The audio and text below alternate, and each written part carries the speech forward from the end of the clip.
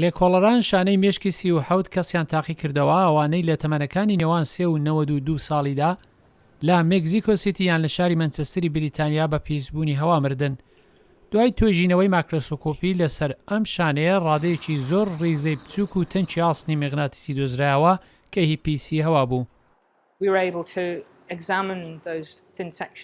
ئێمە توانیمان ئەو بەشە تەنکانە تاقی بکەینەوە بۆی بزانین ئەگەر ئەو وردانەی لە نێو شانەکاندا بوون شێوە و قەبارەیان و هەروەها لە توێژینەوەی کیمیاوی لە میکرۆسکۆپدا چۆنن تا پێناسییان بکەین.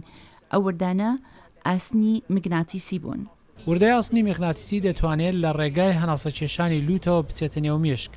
لێکۆڵەران دەڵێن قوارێ ئەو ڕیزانە لە پلەی سەرووی گەرمادا پێک دێن وەک سوتەمەنی مۆتۆری مەچینەوە یان ئاوری ئاسایی.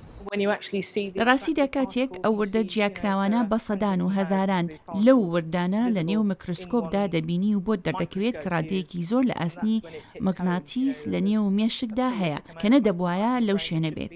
کەوابێت لێکۆڵەران چلۆن پەیوەندی لە نێوان ئەو ماددە وردانە و ئالزایمەردا ساز دەکەن. هەمیشە زانراوە کە ئەو وردە ئاستانە لەگەڵ نەخۆشی ئەلزایمەر لە مێشکدا کۆ دەبنەوە. جارێ بە چوونەسەری تەمەن و جاری وایە لە زۆر لەو وردانە لە مێشکدان، بەڵام نەزانراوە داهۆی ئەوەیە لە ڕێگای ترەوە هاتوون یاننا. لێکۆڵەران چاویان لە وردانە کرد کە لە نێو هەوادان و ئیستا هەن، ئێستا ئەوان لە نێو مێشکیشدا دیتراون. ئەگەرچی زانایان ئیدعا ناکەن پەیوەندی لە نێوان ئەو وردە ئاسنانە و ئالزایمەردا هەیە، بەڵام باوەڕیان وایە گرنگە لێکۆڵینەوە درێژێ هەبێت.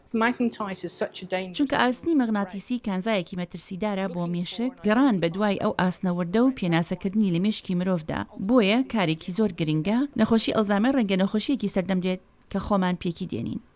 ئێستا هیچ چارەسەرێک بۆ ئالزایمەر نییە، بەڵام دەرمان و چارەسەرەکان ئێستا نیشان دەدەن بۆ ئەو کەسانەی تووشی ئەو نەخۆشیە بوونە هیوایەک هەیە.